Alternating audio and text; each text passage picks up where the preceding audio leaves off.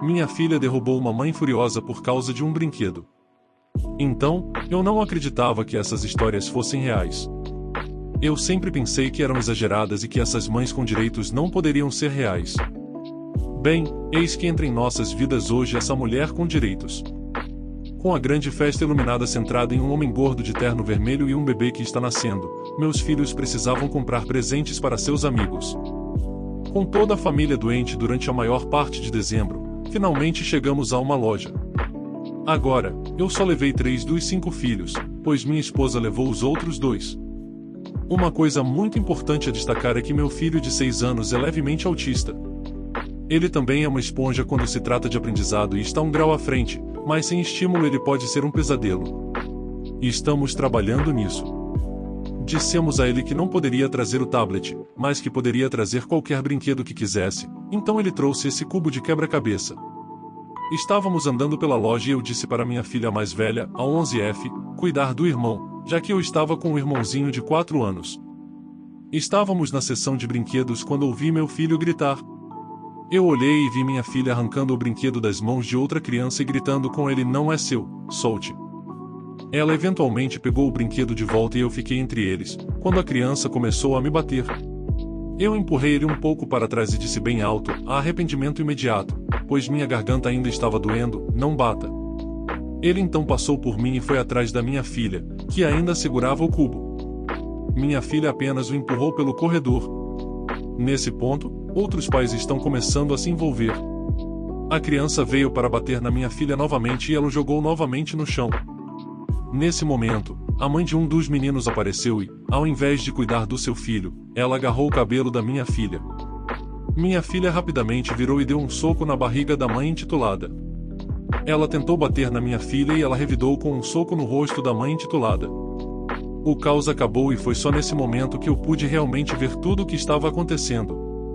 Eu estava segurando o pequeno diabo. Meus filhos estavam sendo cuidados por uma senhora muito gentil. E a mãe estava sentada no chão chorando. Foi aí que ouvi uma voz profunda, tipo a do James Earl Jones, vindo de trás de mim, dizendo: "Ei, Mac, deixe-me cuidar disso." Eu não entendi o que ele quis dizer, então respondi apenas: "O quê?" E ele respondeu: "Esse é o meu filho e aquela, pare de chorar, você começou essa confusão, é minha esposa." Ela olhou para ele e gritou algo obsceno, e ele muito calmamente disse: "Levante-se, peça desculpas e talvez eles não queiram prestar queixa." Ela respondeu: "Você é um marido horrível." Depois disso, muitas coisas aconteceram, então vou resumir. A polícia foi chamada, as câmeras foram verificadas, a mãe intitulada foi presa por agredir uma menor, o filho dela foi forçado pelo pai a se desculpar com todos, o gerente pediu desculpas até eu ficar irritado e nos deu um desconto na nossa conta. Ah, e lembra da senhora gentil? Ela é professora de educação especial, então foi uma sorte. E, por fim, minha filha pôde escolher um jogo de sua escolha, porque papai está orgulhoso dela. Queria acrescentar que minha filha pratica boxe há cerca de 3 anos. Ela estará participando de sua primeira luta real de 6 rounds em 2 meses. O pai aparentemente estava apenas esperando a hora certa para se divorciar de sua esposa. Ele estava esperando para garantir que, quando o fizesse, teria a custódia total. Ele nunca imaginou que ela iria fazer uma coisa como fez ontem. Lendo isso, pode ser difícil perceber que tudo isso aconteceu em menos de 5 minutos. Eu tirei meu olho da minha filha por cerca de 1 segundo para segurar o filho demoníaco e impedi-lo de bater em pessoas, quando a mãe intitulada agarrou minha filha. Os 2 socos foram muito rápidos.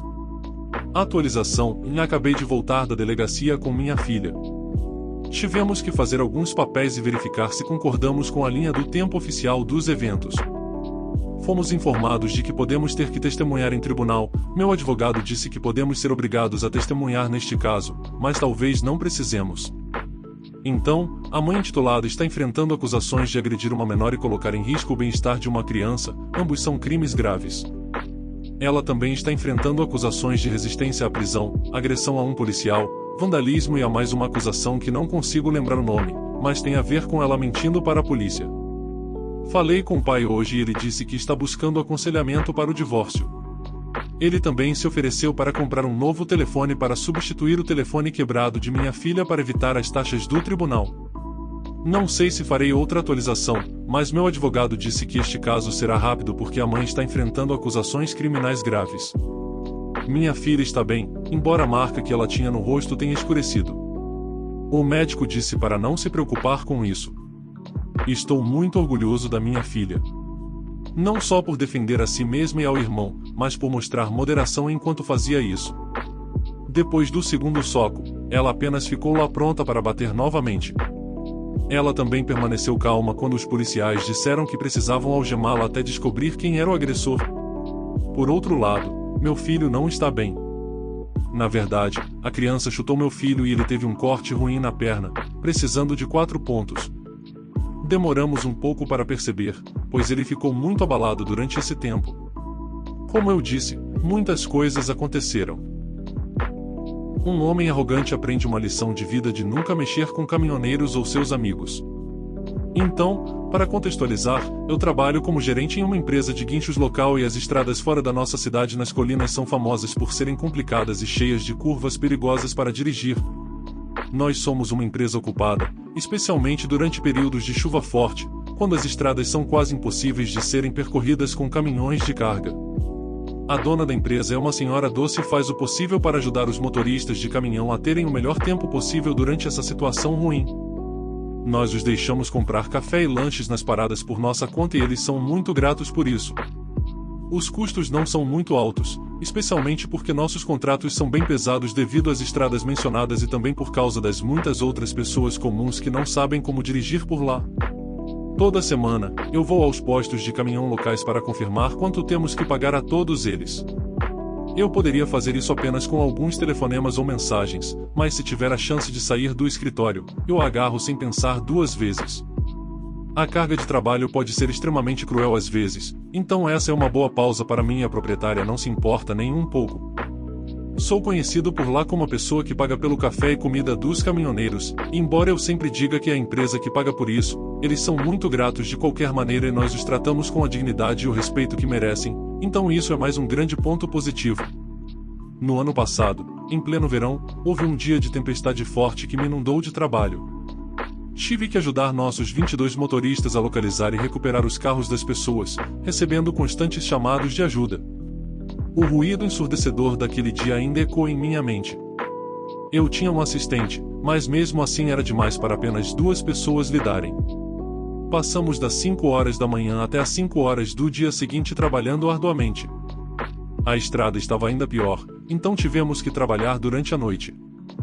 Quando finalmente fui para casa descansar às 5 horas, o proprietário disse que poderia cobrir as visitas semanais às paradas. Eu agradeci, mas disse para não se preocupar com uma parada em particular, pois ficava no meu caminho de casa. Nosso escritório fica a algumas milhas da cidade.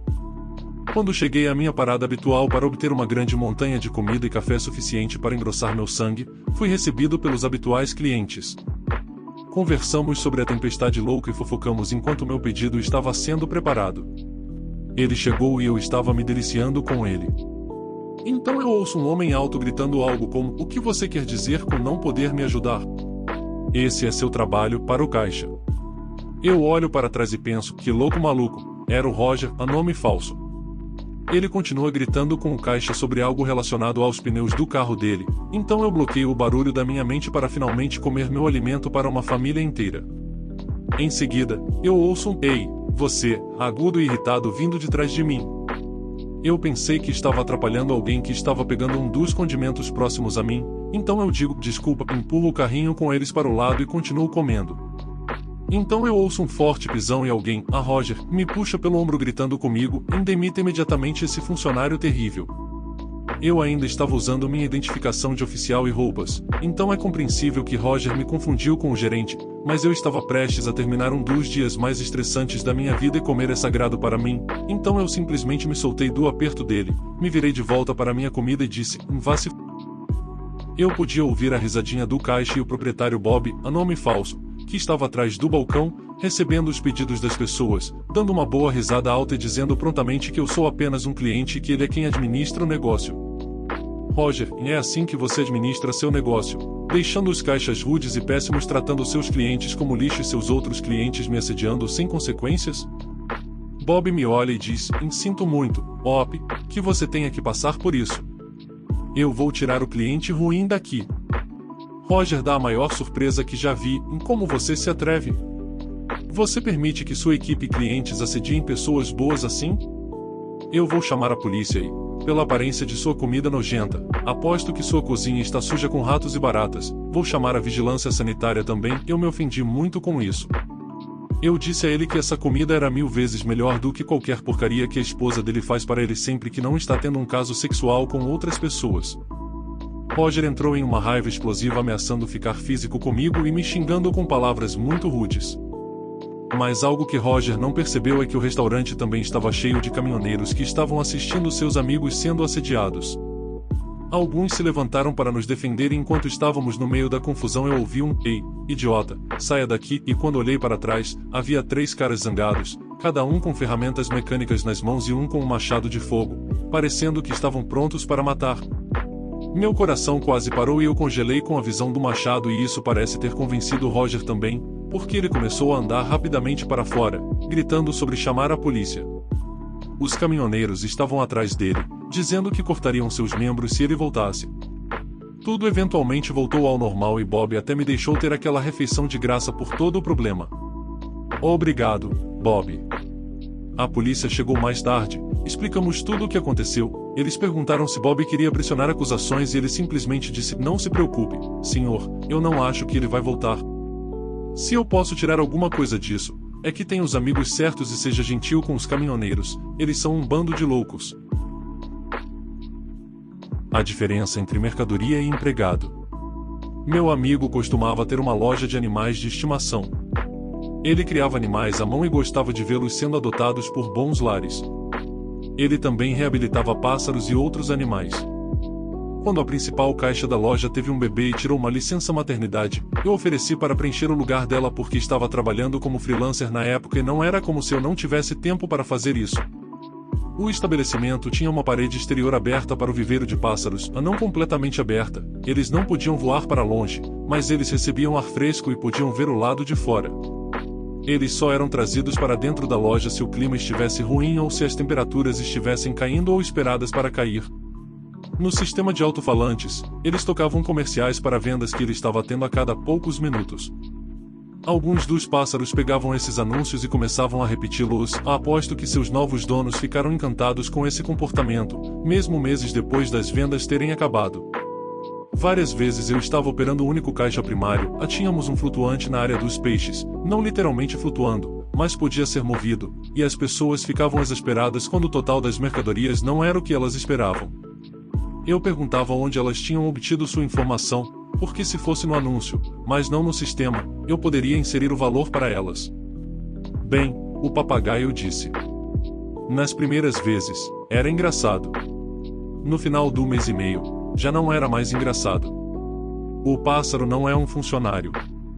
O pássaro é mercadoria. Agora, para aqueles preocupados com o bem-estar dos pássaros e outros animais submetidos a esses comerciais, eles não estavam mais lá por muito tempo.